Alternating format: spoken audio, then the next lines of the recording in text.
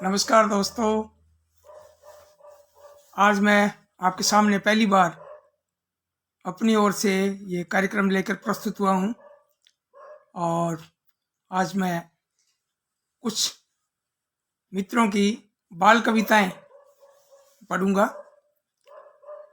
और ये बाल कविताएं कुछ तो मैंने टाबर टोली से ली हैं जो प्रकाशित हैं, और कुछ उन किताबों से जो मेरे मित्रों ने भेजी हैं।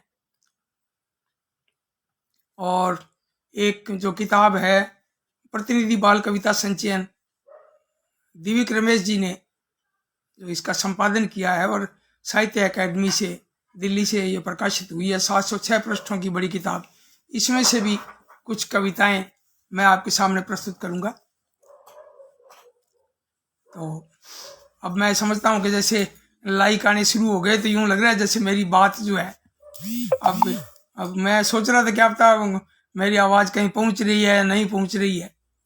अब दुष्यंत बेटा भी इसमें आ गया है। मैंने कहा भी था, मैंने कहा यार थोड़ा मेरा हौसला बढ़ाना। तो कुछ कविताएं जैसे सर्दी की कुछ कविताएं हैं, कुछ पेड़ों की कविताएं हैं, और कुछ जैसे बच्चों की जो परेशानियां हैं, मतलब आसपास की कविताएं हैं। और मैंने उन कविताओं को लिया है जो लय में जिन्हें मैं बोल सकता हूँ, यानी कि गा सकता हूँ, और फ्लो के अंदर थोड़ा अच्छा भी लगता है। तो मैं शुरू करता हूँ कविताएं। पहले अच्छा ये मैं बता दूं आपको कि गौरव वाजपेयी स्वप्निल आप आ गए हैं, लाजवंती शर्मा और ये दुष्यंत आप आ गए हैं और कार्यक्रम में। तो मैं अब शुरू करता हूं। अब मैं सोच रहा हूं कि किस कविता से शुरू करूं। तो सबसे पहले मैं कविता सुनाता हूं डॉक्टर विनोद प्रसून, ग्रेटर नोएडा, ये दिल्ली से। बहुत ही बढ़िया कविता है जो इसमें टाबर टोली में छपी है। टाबर टोली से मैं आपको ये पढ़ के सुनाता हूँ। 16 आने सही बात यह समझाई जी, चकई के चक धूम, चकई के चक धूम, चकई के चक धूम धूम। बच्चों घर से बाहर निकलो, खेलो कूदो तुम। चकई के चक धूम, चकई के चक धूम, चकई के चक धूम धूम। बच्चों घर से बाहर निकलो, खेलो कूदो तुम। बहुत बढ़िया लिखी है कविता जो है। ये गीत के रूप में, बाल गीत के रूप में मैं आपके सामने ये शुरू कर रहा हूं कि बैठे बैठे रहे अगर तो होंगे थुल थुल थुल। वजन तौल देखोगे होगा 80-90 फुल। सांस फूलती होगी थोड़ी सीढ़ी चढ़ने में। आंखों पर चश्मा ना हो तो मुश्किल पढ़ने में। डिजिटल पर ही खेलोगे कर कुश्ती या क्रिकेट।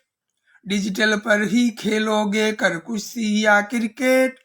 सेहत का जी ये कर देंगे सचमुच मटिया मेट। और बाहर खो खो खेलो, खेलो छुअम छुआई जी।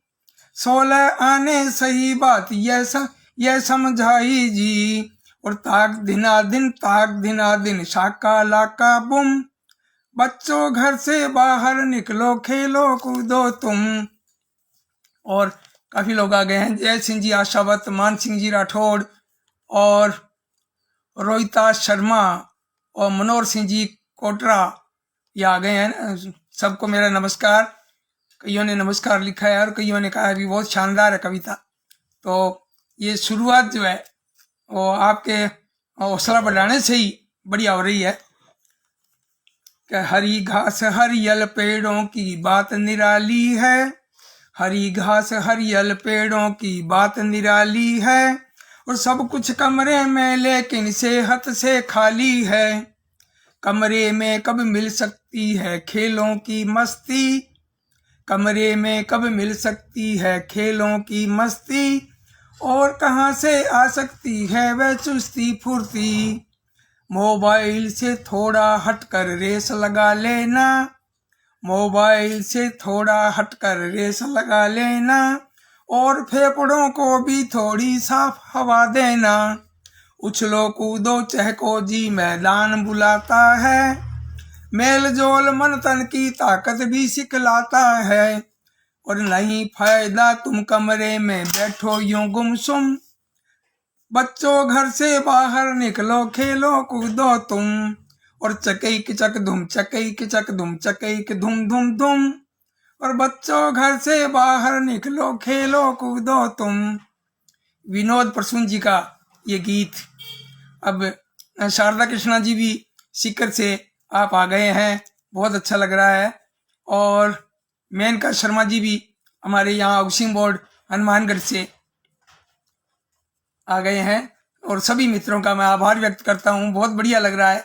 अब ये विनोद पांडे जी की, डॉक्टर विनोद पांडे जी, ये डॉक्टर विनोद प्रसून आपकी ये कविता मैंने आपके सामने प्रस्तुत की। और अब मैं आपको सुनाने जा रहा हूँ राजकुमार निजात। राजकुमार निजात जी जो सिरसा हरियाणा से हैं, और आपने पेड़ पर ये कविता लिखी है। एक मिनट, बीच में एक कोई आ गए हैं और वो कोरियर आया था, और बीच में ये भी ये जरूरी है, कोरियर आ गया है, तो मुझे लगता है ये कोई मोबाइल से कुछ पेमेंट करना पड़ेगा ऐसा लग रहा है। मोबाइल पर बीच में ये है कि है,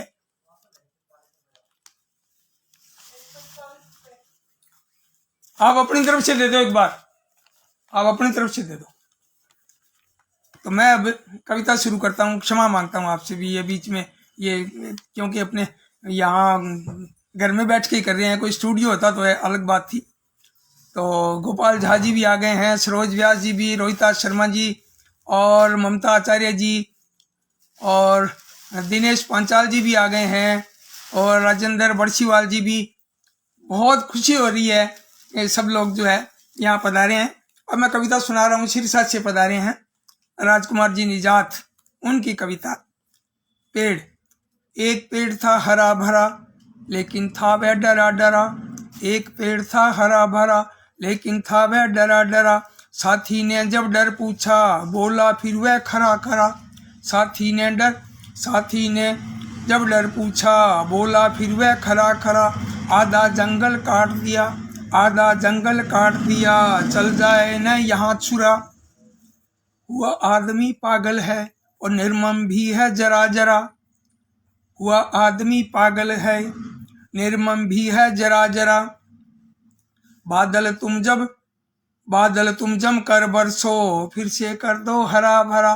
बादल तुम जम कर बरसो फिर से कर दो हरा भरा। ये पाए प्रभुदयाल जी श्रीवास्तव जो बहुत ही बढ़िया कविताएं लिखते हैं, आप पधारे हैं। और मीनाक्षी पारिक जी भी यहाँ आए हैं, और कल्पना जी गोयल, दिनेश पंचाल जी ने फिर स्वागत किया है, बधाई दी है। मैं आप सबका दिल से आभार व्यक्त करता हूँ, और अपनी अगली कविता जो है वो मैं शुरू करता हूँ, जो लिखी है प्रिया देवांगन प्रियू, और पंडरिया जिला कबीरधाम छत्तीसगढ़ से। आप ये टाबरटोली में यह प्रकाशित है कविता, छत्तीसगढ़ की यह कविता प्रिया देवांगन प्रियू की मैं आपको सुना रहा हूँ। निजात जी की कविता बहुत पसंद की है, ये इन्होंने मान सिंह राठौड़ जी ने, जय सिंह आसव जी ने निजात जी को बधाई दी है। और गोपाल जी वो कह रहे हैं कि हम 6 जने एक साथ देख रहे हैं। बहुत बहुत धन्यवाद गोपाल जी आपका, बहुत खुशी की बात है। सूर्य कुमार पांडे जी भी पधारे हैं, बहुत ही सीनियर राइटर हैं आप, लखनऊ से वरिष्ठ रचनाकार हैं और हमारे बड़े भाई साहब हैं। आप पधारे हैं, बहुत अच्छा लग रहा है, मेरा भी हौसला बढ़ रहा है। अब मैं आपको प्रिया देवांगन जो एक युवा कवित्री है उसकी एक कविता आपके सामने प्रस्तुत कर रहा हूँ। ठंडी मौसम। ठंडी का मौसम जब आए स्वेटर मफलर सबको भाए। ठंडी का मौसम जब आए स्वेटर मफलर सबको भाए, और मध्यम मध्यम आग सुआए। ठंडी का मौसम जब आए एक जगह पर सभी इकट्ठे मिलकर लाते लकड़ी लट्ठे। एक जगह पर सभी इकट्ठे मिलकर लाते लकड़ी लट्ठे। बच्चे बूढ़े बैठे सारे आग तापते लगते प्यारे। सर सर सर सर चली हवाएं तन मन को ठंडी कर जाएं। धूप बड़ी लगती है प्यारी दे सेंकते नर नारी। शीत बूंद मोती बन आए बैठ धरा को वह हर्षाए। और धुंधली सी बादल पर छाए जब जब मौसम ठंडी आए।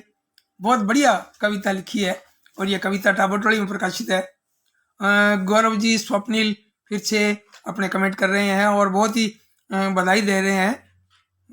और ये दया ढिल जो हमारे यहाँ हनुमानगढ़ जिले से फेपाणा से आप पधारे हैं। डॉक्टर शशि शर्मा आप पधारे हैं। आप वो हिंदी है जिंदगी वो उसके संयोजक हैं। डॉक्टर ऋषि शर्मा का आभार व्यक्त करता हूँ। डॉक्टर ऋषि शर्मा जी कह रहे हैं कि आपका स्वागत है, हम आपका भी स्वागत करते हैं। आपको नमस्कार, बहुत बहुत नमस्कार। अब आप सुनिए छत्तीसगढ़ से ही टिकेश्वर सिन्हा गब्दीवाला घोटिया बालोद से, छत्तीसगढ़ के ये टिकेश्वर जी जिनकी ये कविता टाबरटोली में प्रकाशित है। और सूर्य कुमार जी भाई साहब कह रहे हैं कि लाजवाब, बहुत बहुत धन्यवाद आपका, दिल से आभार आपका। अब कविता मैं सुना रहा हूँ टिकेश्वर सिन्हा जी की और कविता का शीर्षक है फूलों की मुस्कान। आ गई अब ठंडी रानी, आ गई अब ठंडी रानी, फूलों की मुस्कान निराली, पेड़ों की ऊंची डाली पर मानो उनके भाल पर, पतियों की है शान निराली, फूलों की मुस्कान निराली, हरी भरी सी कलियां और भीगी भीगी सी पंखुड़ियां और भौरे की है तान निराली, फूलों की मुस्कान निराली, और बड़ी महक हवाओं में चहूं और फिजाओं में, तितलियों की आन निराली, फूलों की मुस्कान निराली। ये सरल से शब्दों में ये कविता ये लिखी है अपना टिकेश्वर जी ने। और एक कविता है जो आज के मौसम की कविता है, सर्दी की कविता, जो डॉक्टर विष्णु शास्त्री जी है चंपावत, इन्होंने इसे क्षेत्र से भेजी है। डॉक्टर विष्णु शास्त्री, तो टाबरटोली में ये कविता प्रकाशित है। मूंगफली खाएं, जाड़े का मौसम आया है मूंगफली खाएं, जाड़े का मौसम आया है मूंगफली खाएं, अपने को सब लोग स्वस्थ फिर हरदम हो जाएं, अपने को सब लोग स्वस्थ फिर हरदम हो जाएं, गांव शहर हर जगह मूंगफली है अब दिख जाती, क्योंकि अब तो जगह जगह दिख रही है हर जगह कि गांव शहर हर जगह मूंगफली है अब दिख जाती, और लाल गुलाबी भुनी हुई यह सबको ललचाती, गर्मा गर्म इसे खाने से खूब मजा आता, इसके साथ नमक सा गुड़ भी है खाया जाता, सस्ती है मूंगफली पौष्टिक, सस्ती है मूंगफली पौष्टिक, आओ ले आए, साथ नमक गुड़ जो भी भाए वैसे हम खाएं। तो ये विष्णु शास्त्री जी ने ये कविता लिखी है, मूंगफली खाएं। अब मैं आपको एक कविता सुना रहा हूं नागेश पांडे जी की, कि मम्मी जी क्यों चिल्लाती हैं। यानी बच्चे कई बार महसूस करते हैं मम्मी की चिल्लाहट को, और मम्मी बेचारी परेशान होती है तो वो भी अपनी परेशानी जो है वो बच्चों से बांटती है। तो मैं इस किताब में से प्रतिनिधि बाल कविता संकलन तो साहित्य अकेडमी दिल्ली से प्रकाशित है, और ग्रेटर नोएडा से दिव्यक रमेश जी जो बहुत बड़े राइटर हैं उन्होंने इसका संपादन किया है। बड़ी किताब है, 706 पृष्ठों की। इसमें देश भर के जो रचनाकारों की जो रचनाएं, बाल रचनाएं इसमें ली हैं। इसमें मेरी भी 4 रचनाएं हैं। तो मैं आपके सामने अब नागेश पांडे संजय जी की एक कविता सुना रहा हूं, मम्मी जी क्यों चिल्लाती हैं।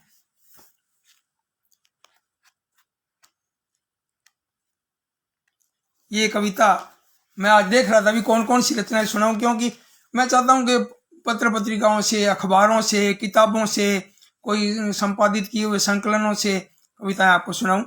तो राजेंद्र बड़सीवाल जी ये बधाई दे रहे हैं कविता के लिए, और ऋषि शर्मा जी कह रहे हैं भी सुंदर सृजन, बहुत बढ़िया। हीरो वाधवानी जी आप आ गए हैं, ओम अंकुर जी आ गए हैं, कोई मुंबई से, कोई राजस्थान से। ये फेसबुक का भी बहुत बहुत आभार, पूरी दुनिया से हम जुड़े हुए हैं, बहुत खुशी की बात है। अब मैं नागेश पांडे जी संजय इनकी कविता आपको सुनाता हूँ, मम्मी जी क्यों चिल्लाती हो। मम्मी जी क्यों बात बात में चिल्लाती हो, मम्मी जी क्यों बात बात में चिल्लाती हो, और बच्चे ही तो हैं हम गलती हो जाती है, बच्चे ही तो हैं हम गलती हो जाती है, और सच कहें बुद्धि बात में पछताती है, और सच कहें बुद्धि बाद में पछताती है, पर रोना आता है जब तुम गुस्साती हो। मम्मी जी क्यों बात बात में चिल्लाती हो, हमें पता है काम बहुत ही निपटाती तुम, हमें पता है काम बहुत ही निपटाती तुम, और नहीं आराम तनिक भी कर पाती तुम, इसीलिए चिड़चिड़ी हुई हो चिढ़ जाती हो, और मम्मी जी क्यों बात बात में चिल्लाती हो। और प्यारी मम्मी काम हमें भी बतलाओ कुछ, प्यारी मम्मी काम हमें भी बतलाओ कुछ, और हाथ बटाएंगे हमको भी सिखलाओ तुम, हाथ बटाएंगे हमको भी सिखलाओ कुछ। तुम नाहक ही परेशान घबराती हो, तुम नाहक ही परेशान हो घबराती हो, और मम्मी जी क्यों बात बात में चिल्लाती हो। तो ये वास्तव में ये बच्चे सोचते हैं भी मम्मी जी क्यों चिल्ला रही है, और बच्चे काम जो है हाथ बंटाने की बात भी कर रहे हैं। बहुत ही प्रेरणाप्रद ये कविताएं हैं। एक कविता मैं सुनाना चाहता हूँ आपको, बालकृष्ण गर्ग जी की। बालकृष्ण गर्ग जी ने जो लिखा है वो ओ मेरे अच्छे भगवान, यानी भगवान से प्रार्थना करते हुए एक कविता प्रस्तुत की है बालकृष्ण गर्ग जी ने, ओ मेरे अच्छे भगवान। और बच्चे की क्या मांग है देखिए आप। राजकुमार जैन राजन ये चित्तौड़गढ़ से पधारे हैं और हमारे पुराने साथी हैं। गौरव वाजपेयी जी कह रहे हैं चिल्लाना मम्मी जी की पुरानी आदत है। नहीं, मम्मी जी जो है पुरानी आदत नहीं है भाई, ये क्या कि जब परेशान होती हैं तो फिर बच्चे अगर हाथ नहीं मटाएं शरारत करते हैं तो फिर मम्मी जी चिल्लाएंगी।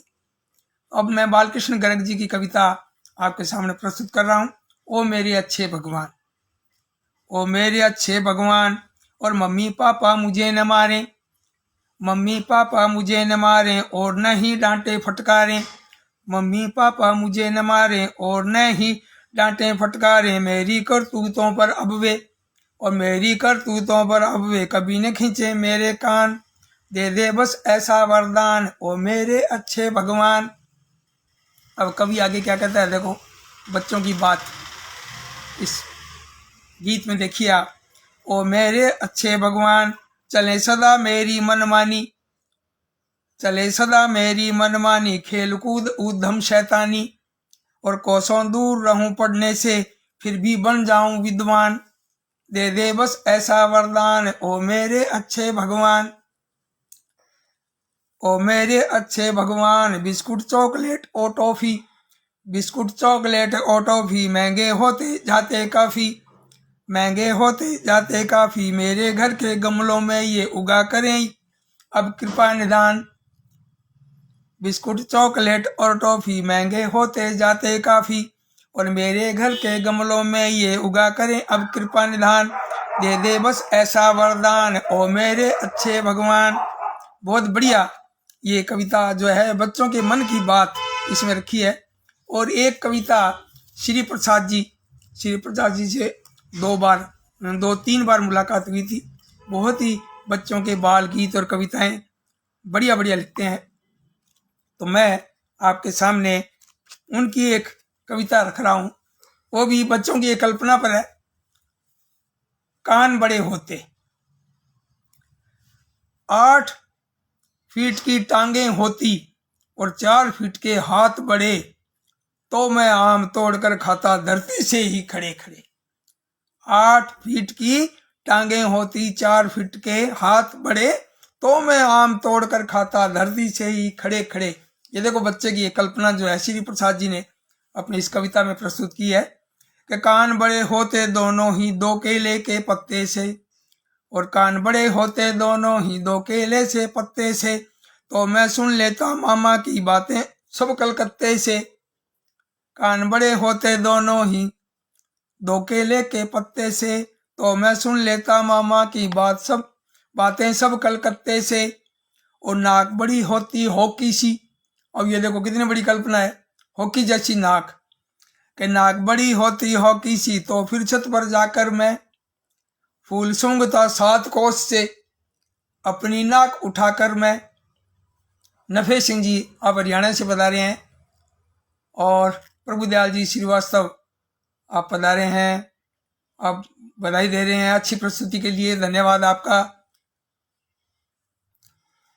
नाक बड़ी होती हॉकी सी तो फिर छत पर जाकर मैं फूल सूंघता 7 कोस से अपनी नाक उठाकर मैं।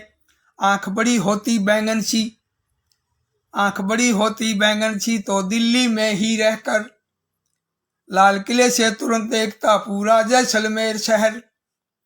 और सिर होता तो एक ढोल सा, सिर होता तो एक ढोल सा तो दिमाग जो पाता मैं। अंग्रेजी इतिहास गणित तब सबका सब रट जाता मैं। और पेट बड़े बोरे सा होता, पेट बड़े बोरे सा होता 100 पेड़े 100 खीर कदम। पेट बड़े बोरे सा होता 100 पेड़े 100 खीर कदम। 100 बर्फी 100 बालूशाही खाता पूरे 100 चमचम। पेट बड़े बोरे सा होता 100 पेड़े 100 खीर कदम। और 100 बर्फी 100 बालूशाही खाता पूरे 100 चमचम। पर खाना घर भर का खाता, यदि ऐसा कुछ होता मैं कपड़े कैसे मिलते ऐसे हरदम ही तब रोता मैं। अब ये इस कविता में ये बात कर रहे हैं कि ये कपड़े की समस्या आती भी, मेरे नाप का कपड़ा कैसे बनाता, फिर वो टेंट की तरह ही पहनने पड़ते। जब कान भी ऐसे केले के पत्तों जितने बड़े कान होते, हुक्की जैसी नाक होती और 8 फीट की टांगे होती और 4 फीट के हाथ होती, 4 फीट लंबे, तो ये आकार प्रकार देखो कैसा होता। तो ये बहुत ही बढ़िया श्री प्रसाद जी ने ये गीत लिखा है। तो मान सिंह जी और ये निधि सिंह जी भी आ गए हैं, सरोज व्यास ये गुलदस्ते भेज रहे हैं, बहुत बहुत बधाई आपका, बहुत बहुत धन्यवाद। और मैं अगली कविता और पढ़ने जा रहा हूँ। सुन चूहे की गप, ये दामोदर अग्रवाल जी ने लिखी है। गप जो है ना, गप तो गप ही होती है।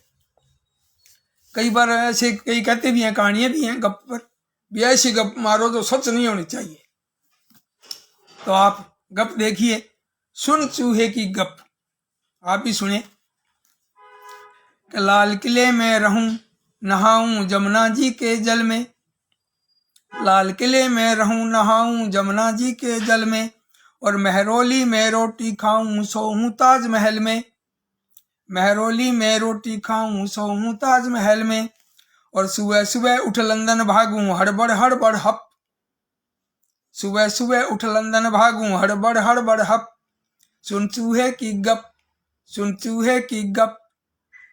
और भालू मेरी बगिया सींचे बंदर पलंग बिछाए, भालू मेरी बगिया सींचे बंदर पलंग बिछाए। और लोरी गा कर गला सुलाए हाथी पांव दबाए, लोरी गा कर गला सुलाए हाथी पांव दबाए। और दूर खड़ी छज्जे पर बिल्ली चूहे लाल टप टप, दूर खड़ी छज्जे पर बिल्ली चूहे लाल टप टप। और सुन चूहे की गप, और सुन चूहे की गप। कुसुम अग्रवाल जी भी आ गए हैं और वो धन्यवाद दे रहे हैं, बहुत ही खुशी हो रही है। अब आगे देखिए इसी कविता में कि बाल पकड़ कर शेर बबर के मैं वह मजे चखाऊं, बाल पकड़ कर शेर बबर के मैं वह मजे चखाऊं। और याद करे कर नानी को अपनी बोले म्याऊं म्याऊं, याद करे नानी को अपनी बोले म्याऊं म्याऊं। और कर जाऊं मैं उस पाजी का सारा राज हड़प। और सुन चूहे की गप, और सुन चूहे की गप। तो ये कितना एक हंसी मजाक का और बहुत ही प्यारा ये गीत लिखा है। और ये गीत जो है दामोदर अग्रवाल जी ने लिखा है। और ये इस किताब में जो दिव्य रमेश जी ने संपादित किया, प्रतिनिधि बाल कविता संचयन, इसमें यह प्रकाशित है। बहुत ही बढ़िया, यूं मन करता है भी इस तरह की रचनाएं होनी चाहिए, ऐसी रचना हो जो बच्चे भी गुनगुनाएं, सुने तो अच्छा लगे। हम ऐसा लिखें, लयबद्ध भी हो, सरल हो। अब मैं आपके सामने एक सुना रहा हूँ, सर्वेश्वर दयाल सक्सेना जी, सर्वेश्वर दयाल सक्सेना जी की इनकी एक रचना। और सक्सेना जी भी, उन्होंने भी बच्चों के लिए खूब लिखा है।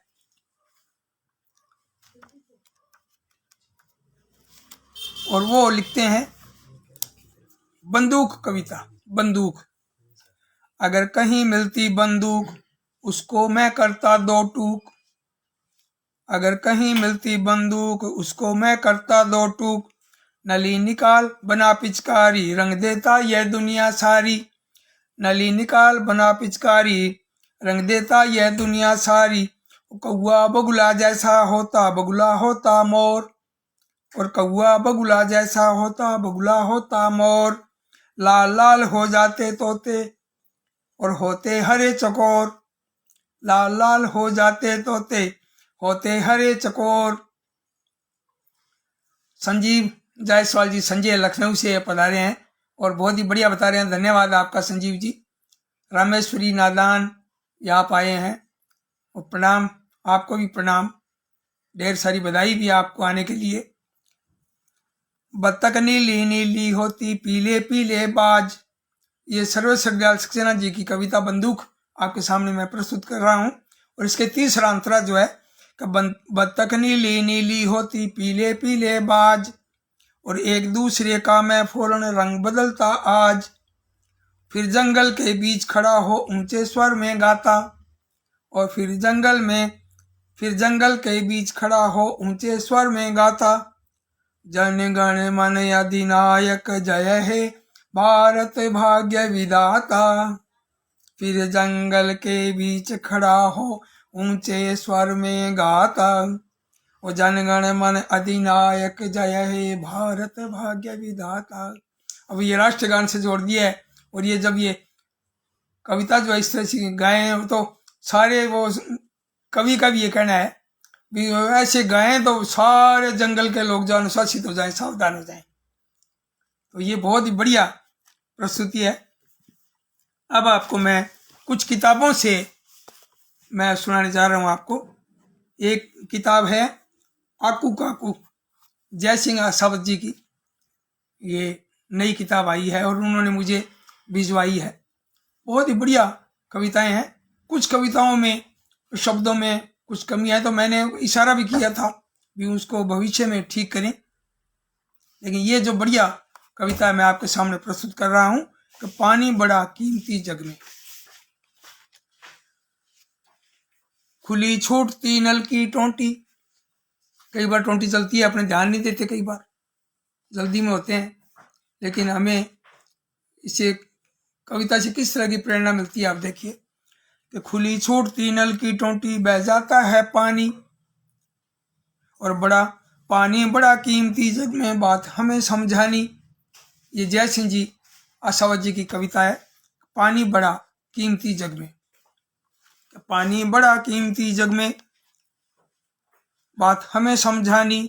और खुली छूटती नल की टोंटी बह जाता है पानी, और घर घर तक पीने का पानी शासन है पहुंचाता। और पानी की टंकी से नल में रोज सुबह को आता। खुला छोड़ नल इसे बहाना है ये तो नादानी। खुला छोड़ नल इसे बहाना है ये तो नादानी। और पानी बड़ा कीमती जग में बात हमें समझानी। और किसी नदी पर बांध बांध कर रोका सागर जाना, और किसी नदी पर बांध बांध कर रोका सागर जाना। और तब जाकर हमको मिलता है मीठा शुद्ध खजाना। और व्यर्थ बहाने वालों ने तो कीमत कब पहचानी। क्योंकि पानी अपने सोचते हैं कि बहुत ही पानी है, इसको मतलब अपने इसकी कीमत नहीं समझते, लेकिन पानी बहुत कम मात्रा में है। पीने का जो पानी है वो बहुत कम मात्रा में है। ये डॉक्टर राजगोपाल जी उदयपुर से पधारे हैं, डॉक्टर साहब का आभार। और धर्मपाल जी बशीर आए हैं, बलराम जी निगम आए हैं, आप सबको प्रणाम और बहुत बहुत आभार आपका। अब इस कविता का अंतिम अंतरा पढ़ता हूं मैं। किसी नदी पर बांध बांध कर रोका सागर जाना, तब जाकर मिलता है हमको मीठा शुद्ध खजाना। और व्यर्थ बहाने वालों ने तो कीमत कब पहचानी। और पानी बड़ा कीमती जग में बात हमें समझानी। ये बहुत ही बढ़िया ये कविता लिखी है जय सिंह आसावत जी ने बूंदी से। अब मैं ये कविता सुनाने जा रहा हूं आपको। मकड़ी छत से लटके, और ये कविता है डॉक्टर शील कौशिक सिरसा हरियाणा से। आपने किताब भेजी है बिटिया मेरी गोल मटोल। इसमें ये कविता है मकड़ी पर, बहुत ही बढ़िया कविता है ये। और मैं अच्छी अच्छी रचनाएं छांट के जो मुझे अच्छी लगती है तो मैं समझता हूँ शायद आपको भी अच्छी लगेगी। बलराम निगम जी कह रहे हैं कि पानी पर बहुत ही सुंदर कविता है वास्तव में। और निधि सिंह ये भी बहुत प्रशंसा कर रही है, चित्र भिजवाया है, बहुत अच्छा लग रहा है आपको भी। तो आपका हीरो वाधवानी जी, वास्तव में आपने भी ये अंग्रेजी में लिखा है, बाल साहित्य दिल को छूने वाला और आनंद देने वाला होता है। बिल्कुल बिल्कुल सही कहा आपने, बहुत ही बढ़िया। अब आप ये देखिए, आप डॉक्टर शील कौशिक जी की ये कविता मकड़ी छत से लटके। मकड़ी जिसके 8 पैर होते हैं, हमें पहले मुझे भी ध्यान नहीं था, बाद में देखा इस पर एक पहेली लिखी थी मैंने मकड़ी पर। तो मैं समझता हूँ कि आपको मेरी एक पहेली सोचता हूँ पहले बता दूं आपको पहेली जो है, उसके बाद में मैं आपको ये कविता सुनाता हूँ।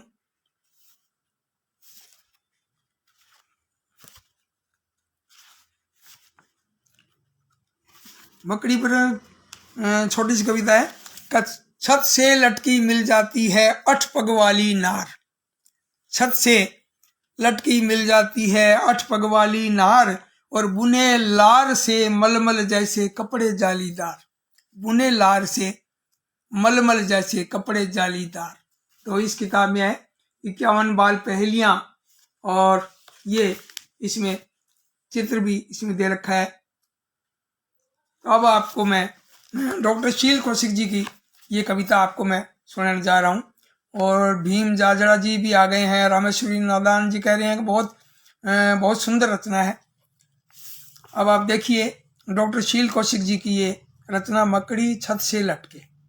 देखो उस कोने में भैया मकड़ी छत से लटके, ऊपर जाए आए नीचे और आंखें अपनी नीचे, और झट से नई छलांग लगाती मगर मोच न आती। और झट से नई छलांग लगाती मगर मोच न आती, और ज्यों ही किसी शिकार को देखे आलस पल में झटके। और मकड़ी छत से लटके, मकड़ी छत से लटके, और लार से अपनी बुनती जाला घर है उसका आला। लार से अपनी बुनती जाला घर है उसका आला, स्वयं कभी भी उलझ न पाती कीट मजे से खाती। और बाँछें खिल जाए जब कोई कीट पतंगे अटके, और मकड़ी छत से लटके। देखो मकड़ी छत से लटके। और झाड़ू से तो डरे नहीं वह छिपकली से डर जाती। और झाड़ू से तो डरे नहीं वह छिपकली से डर जाती, और जान बचाने यहाँ वहां वह फिर तो दौड़ लगाती। और कसकर पकड़ जाल को अपने यहाँ वहां वह मटके। मकड़ी छत से लटके, देखो मकड़ी छत से लटके। मकड़ी छत से लटके, देखो मकड़ी छत से लटके। तो ये मकड़ी पर आपको मैंने ये कविता सुनाई। अब मैं एक कविता सुनाना चाहूँगा। बाल बच्चों की पत्रिका जो है वो बच्चों का देश, बच्चों का देश के जो संपादक हैं प्रकाश तातेड़ जी, उनकी एक किताब आई थी महकते फूल चहकते पंछी। तो इसमें कविताएं भी हैं, पहेलियां हैं, खूब क्रिएटिव चीजें हैं इसमें। तो इस किताब में से मुझे एक कविता बहुत पसंद आई, डॉक्टर नागेश पांडे जी संजय, बिल्कुल आपकी मैंने और कविता मम्मी जी क्यों चिल्लाती हो, और उस समय शायद आप नहीं आए थे, मैंने वो सुनाई और वो बहुत बढ़िया आपने कविता लिखी। और द्वारका प्रसाद जी नागपाल मेरे पुराने साथी, हमने 1985 में हमने पत्रकारिता का डिप्लोमा किया था, मेरे पुराने साथी हैं। और बलराम जी निगम, आप कह रहे हैं कि कविता बहुत ही बढ़िया लगी आपको मकड़ी पर। तो डॉक्टर शील कौशिक जी शायद सुन रही हो तो उन तक बधाई पहुंच रही है। गौरी शंकर जी सुधार जी का भी बहुत बहुत आभार। राह कभी ना भटके और मकड़ी छत से लटके, क्या बात है, क्या बात है। हाँ डॉक्टर नागेश जी कह रहे मैं सुन नहीं पाया, मैंने आपकी कविता सुनाई थी भाई। मैं अच्छी अच्छी रचना सुनता हूँ तो अच्छी तो आप लिखते ही हो, और वो स्वतः ही जो है वो लगता है भी ये कविता पढ़ी जाए, क्यों कईयों से मैं रूबरू मिला भी नहीं हूँ, आपसे तो कई बार मिल चुके हैं, कलकत्ता भी गए हैं अपने, और भी कई जगह मिले हैं अपने। तो अब मैं सुना रहा हूँ आपको प्रकाश तातेड़ जी की कविता कुदरत का करिश्मा। निधि सिंह जी कह रहे हैं कि मुझे बहुत खुशी है कि आपने बाल कविताओं पर इतना सुंदर लाइव किया। मैं कोशिश करूंगी कि और भी ज़्यादा अच्छी बाल कविताएं लिखूं। क्या बात है, बहुत बढ़िया, आप अच्छी कविताएं लिखती हैं। आपकी रचनाएं, कहानी छपी भी थी कुछ दिनों पहले टापरटोली में। तो अब मैं सुना रहा हूं कुदरत का करिश्मा, और इसके कवि हैं प्रकाश तातेड़। सोनू बोला दीपक भैया जल्दी से तुम छत पर आना, सोनू बोला दीपक भैया जल्दी से तुम छत पर आना, और नभ में जादू जैसा क्या है, रंग बिरंगा लगे सुहाना। बहुत ही सुंदर ढंग से ये कविता प्रस्तुत की है, बच्चों को समझाने का प्रयास किया है कि सोनू बोला दीपक भैया जल्दी से तुम छत पर आना, और नभ में जादू जैसा क्या है, रंग बिरंगा लगे सुहाना। इंद्रधनुष को देख गगन में दीपक ने उसको समझाया, इंद्रधनुष को देख गगन में दीपक ने उसको समझाया, और इंद्रधनुष कहते हैं इसको 7 रंगों की है ये माया। अब मैं कैलाश मनहर जी, हमारे बड़े भाई साहब जयपुर से पधारे हैं, और शील कौशिक जी की रचना गोपाल जी कह रहे हैं, डॉक्टर राज गोपाल जी कह रहे हैं बहुत ही सुंदर कविता, और कैलाश मनहर जी भाई साहब कह रहे हैं बहुत ही सुंदर बाल कविता। धन्यवाद आपका बहुत बहुत। और नागेश जी कह रहे हैं कि आपका हार्दिक आभार। अरे आभार क्या भाई साहब, बहुत बढ़िया लिखते हो, इसलिए इसमें आभार वाली कोई बात नहीं। और मैं ये सोचता हूँ कि ये हर सप्ताह जो है ये कार्यक्रम करूँ, इस तरह से नई नई कविताएं, नए पुराने सभी रचनाकारों की रचनाएं जो है मैं प्रस्तुत करूँ। और आपका इस तरह हौसला आप बढ़ा रहे हो तो लगता तो ऐसे भी रोज करूँ, लेकिन रोजाना ठीक नहीं है। ज़्यादा तो बादाम भी नुकसान करते हैं, ज़्यादा बादाम भी, देसी घी भी ज़्यादा तो नुकसान ही करेगा। लेकिन मैं सोचता हूँ कि हर शनिवार या हर गुरुवार को 5 बजे मैं सुनाया करूँ। तो अब आप देखिए इस कविता का दूसरा अंतरा। इंद्रधनुष को देख गगन में दीपक ने उसको समझाया, और इंद्रधनुष कहते हैं इसको 7 रंगों की है ये माया। और बारिश में जल की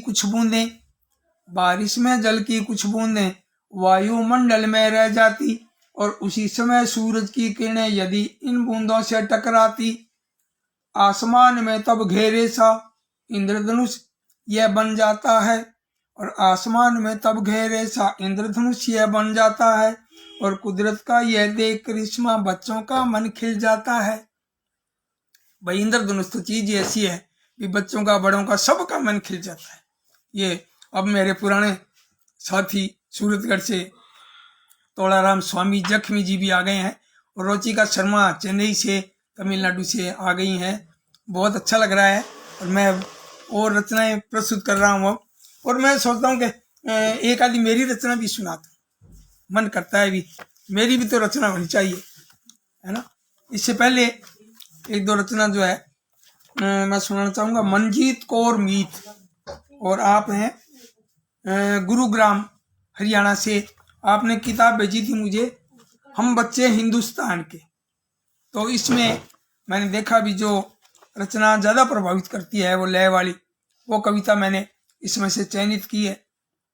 और ये जो चयन किया है तो मैंने थोड़ा समय निकाला है, भी अच्छी रचना आपके सामने प्रस्तुत करने का प्रयास करूं। तो पेड़ पर है ये कविता। आओ बच्चों वृक्ष लगाएं, हरी भरी धरती महकाएं, और पथिक शरण में जो भी आया उसको देता निर्मल छाया, फूलों की देते सौगात, और जिनसे महके दिन और रात, और फल सारे पेड़ों से आते जिनसे हम तंदुरुस्ती पाते, फल सारे पेड़ों से आते जिनसे हम तंदुरुस्ती पाते, औषधियों की है ये खान, सत्य बात इसे तू जान, और मेवे सब्जी देते हैं रोज जिनसे बनते स्वादिष्ट भोज, कुर्सी टेबल और पलंग बने सभी लकड़ी के संग, और जीव जंतु भी आश्रय पाए बैठ साग पर जो इतराए, वायु शुद्ध हमें ये देते कारक विकट सभी हर लेते, और बच्चों पेड़ न कोई काटो सूल सभी राहों से छांटो। ये बहुत बढ़िया है। एक मैं बात कहना चाहूँगा, अभी हम बच्चों को इस तरह का मतलब उपदेशात्मक कविता न करके बच्चों को हम साथ लेकर चलें, बच्चे भी साथ हों, यूं लगे भी आओ बच्चों आओ हम सब पेड़ लगाएं और धरती को हम हरा बनाएं, यानी बच्चों को हम साथ लेकर चलें। बच्चे या बच्चा खुद अपने प्रस्तुत करे, वो ज़्यादा बढ़िया लगता है। तो ये कविता भी मुझे बहुत अच्छी लगी। तो मनजीत कौर मीत, आपकी ये रचना मैंने प्रस्तुत की है और सभी दर्शकों को, श्रोताओं को, इनको भी सबको पसंद आएगी। अब मैं सोचता हूँ कि हम राजस्थान से हैं तो एक दो कविता राजस्थानी में हो जाए। तो ये पवन पहाड़िया जो है नागौर से, इनकी एक रचना है और वो भी एक संस्कार पर है, हमारे जो यहाँ के एक संस्कार हैं उनके ऊपर। क्रेडिट, कविता का शीर्षक है क्रेडिट। पहली रोटी दादी दिनगा, पहली रोटी दादी दिनगा जायर दे गो माता ने, और पहली रोटी दादी दिनगा जायर दे गो माता ने, और दूजी रोटी फिर खवाड़े गंडक आता जाता ने। गंडक मतलब कुत्ते को और पहली गाय को। पहली रोटी दादी दिनगा जायर दे गो माता ने, और दूजी रोटी फिर खवाड़े गंडक आता जाता ने, और फिर जिमायर माने कर दे त्यार खेत रहे भाता ने। खेत के लिए जो भाता देते हैं, तो फिर जिमायर माने कर दे त्यार खेत रहे भाता ने, और मैं पूछो इन के होवे बोली क्रेडिट खाता में। अब ये दादी कहती है ये भी पुण्य जो है वो खाते में जमा हो रहा है और पुण्य काम आता है, और पुण्य की जड़ सदा हरी। तो ये कविता मैंने पवन पहाड़िया जी की प्रस्तुत की है, खांचो चोटी इस किताब से। ये राजस्थानी कविता आपके सामने मैंने प्रस्तुत की है। अब मैं सोचता हूँ कि एक दो कविता मेरी भी तो होनी चाहिए, है ना, तो और पसंद भी आएगी आपको। हास्य कविता है मेरी बच्चों की।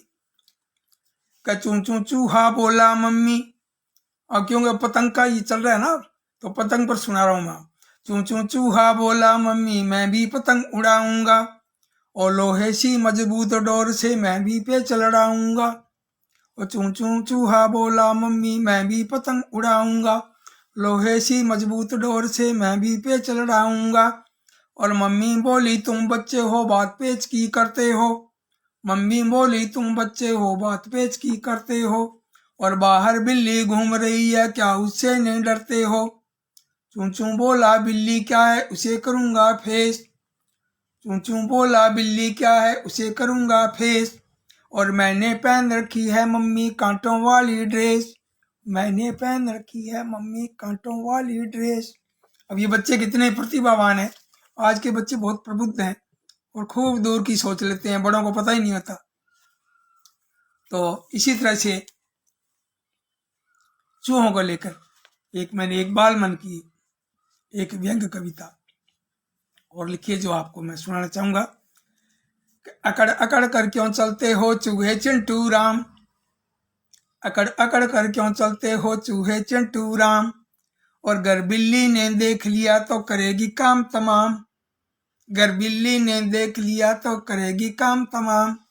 और चूहा मुक्का तान कर बोला नहीं डरूंगा दादी, चूहा मुक्का तान कर बोला नहीं डरूंगा दादी, और मेरी भी अब हो गई है एक बिल्ली से शादी, मेरी भी अब हो गई है एक बिल्ली से शादी। ये हास्य की कविता जो है वो अच्छा दुष्यंत पसंद कर रहा है, वो कहे वाह कंटों वाली ड्रेस क्या बात है। तो बच्चों को ये पसंद भी आती है इस तरह की रचनाएं। और हेमराज जी, हमराज सिंह जी या हेमराज सिंह जी, हाँ आपको भी प्रणाम, आपको पसंद आ रही है मेरी रचनाएं। और युवराज ये मन्नू, आपकी भी बधाई आ रही है, इसमें हमारी प्रिय स्टूडेंट है, आपकी बधाई आई है। शील कौशिक जी भी पधारी हैं, और शील कौशिक जी की कविता मैंने सुना दी है पहले, आपने शायद सुनी नहीं है क्योंकि ये बाद में सुन सकते हैं। अब मैं सोचता हूँ कि एक आधी और सुना दूं, थोड़ा मोह है थोड़ा, ये भी आज की स्थिति पर है। नानी तू है कैसी नानी, और नानी तू है कैसी नानी, नहीं सुनाती नई कहानी। और नानी बोली प्यारे नाती, नई कहानी मुझे न आती। नानी बोली प्यारे नाती, नई कहानी मुझे न आती। मेरे पास तो वही कहानी, एक था राजा एक थी रानी। मेरे पास तो वही कहानी, एक था राजा एक थी रानी। नई बातें कहाँ से लाऊं, तेरा मन कैसे बहलाऊं। अब नानी की पीड़ा देखिए आप। नई कहानी कहाँ से लाऊं, नई बातें कहाँ से लाऊं, तेरा मन कैसे बहलाऊं। और तुम जानो कंप्यूटर बानी, तुम हो ज्ञानी के विज्ञानी। तुम जानो कंप्यूटर बानी, तुम हो ज्ञानी के विज्ञानी।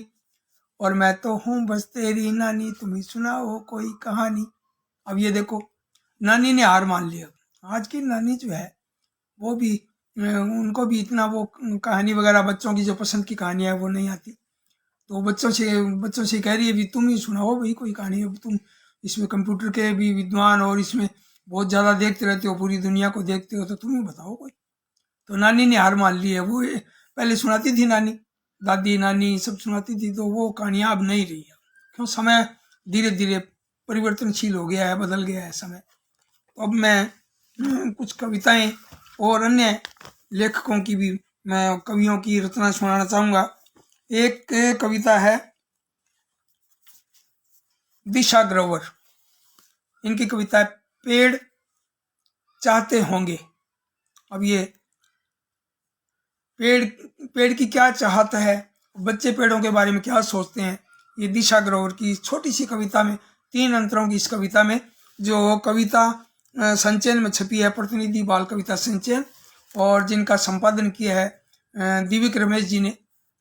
तो इसी किताब में से पेड़ चाहते होंगे। हम बच्चों के झूले खातिर टहनी सदा झुकाए।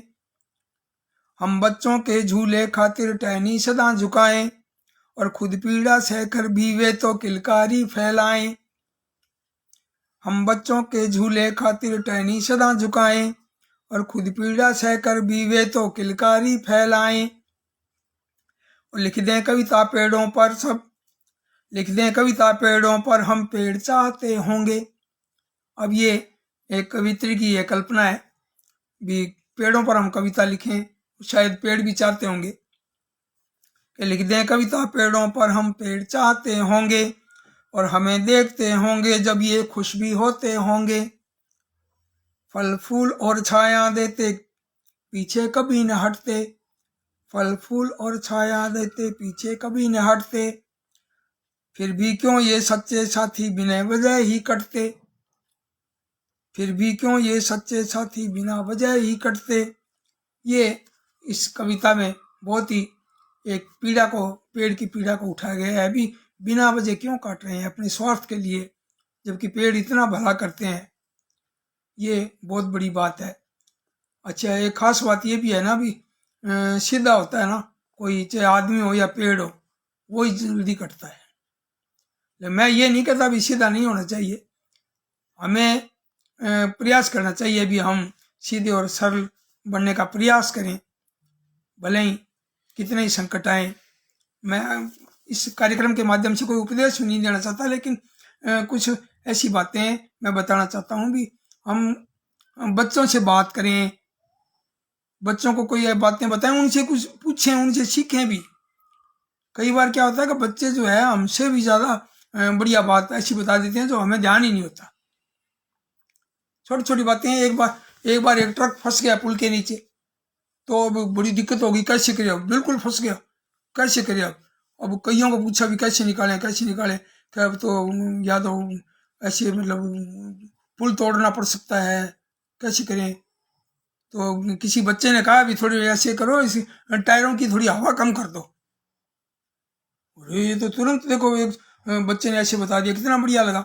थोड़ी सी हवा कम की और थोड़ा नीचे हो गया, और थोड़ा सा सूत भर, थोड़ा सा यानी इंच भर नीचे हो गया, ट्रक नीचे हो गया और आराम से फिर निकाल लिया। तो इस तरह की ऐसी बातें जो है वो बच्चे बता सकते हैं। एक कविता है फहीम अहमद की कविता है मिर्च उई माँ। और मिर्च का नाम लेते ही तो तोते तो खुश होते हैं, लेकिन ज़्यादा मिर्च जो है बड़ी खतरनाक होती है। मिर्च जो है वो बहुत ही लेकिन कईयों को मिर्च पसंद भी है। लेकिन ये जो है कविता आप देखिए, ये कविता पढ़ी तो मुझे बहुत अच्छी लगी और मैं ये समझता हूँ कि आपको भी शायद बहुत अच्छी लगेगी ये कविता। मिर्च उई माँ, खाली मैंने मिर्च उई माँ, टॉफी केक जलेबी छोड़ी, डलिया में थी मिर्च निगोड़ी। टॉफी केक जलेबी छोड़ी, डलिया में थी मिर्च निगोड़ी। सोचा लाओ चख लूं थोड़ी, मुझसे तीखी भूल हुई माँ, मुझसे तीखी भूल हुई माँ, खाली मैंने मिर्च हुई माँ। और चखी मिर्च में लगा उछलने। और मिर्च खाने के बाद स्थिति क्या होती है देखिए आप। और चखी मिर्च में लगा उछलने, जीप लगी उफ मेरी जलने। चखी मिर्च में लगा उछलने, जीप लगी उफ मेरी जलने। और आंसू फौरन लगे निकलने, आंसू फौरन लगे निकलने। कान गरम है नाक चुई माँ, कान गरम है नाक चुई माँ, और खाली मैंने मिर्च हुई माँ। और तोता खाए टेंटे बोले, नई मिठाई को मुंह खोले। और तोता को मिर्च पसंद है, मिठाई खिलाओ तो चोंच बंद रखता है अपनी। और तोता खाए टेंटे बोले, नई मिठाई को मुंह खोले। और बिना मिर्च पिंजड़े में डोले, कैसी उसकी जीभ मुई माँ। तोता खाए टेंटे बोले, नई मिठाई को मुंह खोले। बिना मिर्च पिंजड़े में डोले, कैसे उसकी जीभ मुई माँ। और खाली मैंने मिर्च हुई माँ। अब इसका अंतिम पैरा देखिए, अंतिम अंतरा जो है, गई नहीं अब तक कड़वाहट, गई नहीं अब तक कड़वाहट, अम्मा दे दो मुझको अम्मा दे दो मुझे अमावट। गई नहीं अब तक कड़वाहट, अम्मा दे दो मुझे अमावट। और कान पकड़ता हूं मैं झटपट, फिर जो मैंने मिर्च हुई माँ। और खाली मैंने मिर्च हुई माँ, खाली मैंने मिर्च हुई माँ। ये आज का बाल कविताओं का ये कार्यक्रम जो है मैंने ये अच्छा बनाने का प्रयास किया है। और आपने सबने ये मन से सुना, इस तरह के कमेंट किए, लाइक किए और बहुत अच्छा लगा। और इसी तरह से आप प्यार देते रहें और हौसला बढ़ाते रहें, कमेंट करते रहें, सुनते रहें, मित्रों को बताएं, आप भी सुने, आप भी रचनाएं लिख लिख कर भेजें। और खूब सारे इसमें रह भी गए। एक मैं समझता हूँ कि एक कविता एक सुना दूं मैं, एक और प्रभु दयाल जी श्रीवास्तव जो टाबर टोली के जो मेंबर भी हैं, और आप कविताएं भेजते रहते हैं और खूब लिखते हैं, अलग अलग विषयों पर खूब लिखते हैं और लय में भी लिखते हैं, ये बहुत बड़ी बात है।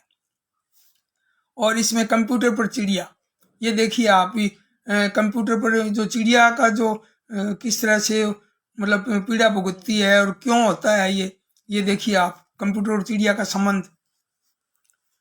बहुत देर से कंप्यूटर पर बैठी चिड़िया रानी, बहुत देर से कंप्यूटर पर बैठी चिड़िया रानी, और खटखट खटखट छाप रही थी कोई बड़ी कहानी, खटखट खटखट छाप रही थी कोई बड़ी कहानी। ये ओम प्रकाश क्षत्रिय प्रकाश जी भी पधारे हैं, बधाई दे रहे हैं, बहुत अच्छा लग रहा है, धन्यवाद आपका। बहुत देर से कंप्यूटर पर बैठी चिड़िया रानी, और खटखट खटखट छाप रही थी कोई बड़ी कहानी। और तभी अचानक चिड़िया ने जब गर्दन जरा घुमाई, और तभी अचानक चिड़िया ने जब गर्दन जरा घुमाई, किंतु न जाने किस कारण वह जोरों से चिल्लाई, किंतु न जाने किस कारण जोरों से चिल्लाई। कौआ भाई फुदक फुदक कर शीघ्र वहां पर आए, और कौआ भाई फुदक फुदक कर शीघ्र वहां पर आए। तुम्हें क्या हुआ बहन चिड़ैया, कौआ जी घबराए। चिड़िया बोली पता नहीं है कैसी ये लाचारी, हुआ दर्द गर्दन में मुझको कौआ भाई भारी। तब कौए ने गिद्ध वैद्य से उसकी जांच कराई, तब कौए ने गिद्ध वैद्य से उसकी जांच कराई। और वैद्यराज ने सर्वाइकल की बीमारी पाई, वैद्यराज ने सर्वाइकल की बीमारी ये पाई। और कंप्यूटर पर बहुत देर थी बैठी चिड़िया रानी, कंप्यूटर पर बहुत देर थी बैठी चिड़िया रानी। और जोर पड़ा गर्दन पर सच में की तो थी नादानी। और कंप्यूटर पर बहुत देर मत बैठो मेरे भाई, कंप्यूटर पर बहुत देर मत बैठो मेरे भाई। और बहुत देर जो बैठा उसको यह बीमारी आई, और बहुत देर जो बैठा उसको यह बीमारी आई। तो इसमें एक ये संदेश भी दिया हुआ है, बहुत ही बढ़िया संदेश दिया है चिड़िया के माध्यम से, और कंप्यूटर और चिड़िया का संबंध बनाते हुए बहुत ही सुंदर कविताएं जो लिखी हुई थी। और मैंने तो केवल पढ़ा है, आपने बहुत अच्छी अच्छी कविताएं लिखी हैं। और अगले गुरुवार को 5 बजे मैं समझता हूँ कि मैं आपको और अच्छी अच्छी कविताएं और सुनाऊं, अच्छा लगेगा। और अब मैं समझता हूँ कि आप अपने बच्चों से, नाती पोतों से भी कहें और इसको देखें और कमेंट करें, तो कमेंट करने के बाद में पता लगेगा मुझे कि आपने सुना है, देखा है। आपका बहुत बहुत दिल से आभार व्यक्त करता हूँ। और ये राजकुमार जैन राजन जी भी कह रहे हैं कि प्रस्तुति में आनंद की अनुभूति हुई है, मंगल कामनाएं। और निधि जी कह रही हैं कि बिल्कुल सर, अच्छा संदेश है, इनको भी ये कविताएं पसंद आई है। बलराम निगम जी भी सुंदर बता रहे हैं। और मनु जो है झंडावाली से, अब कह रही हैं बहुत ही बढ़िया बता रही हैं, बहुत अच्छा लगा। आपका सबका बहुत बहुत आभार। और अगले गुरुवार को 5 बजे फिर मिलते हैं नई कविताओं के साथ और भी नए मित्रों के साथ। बहुत बहुत धन्यवाद।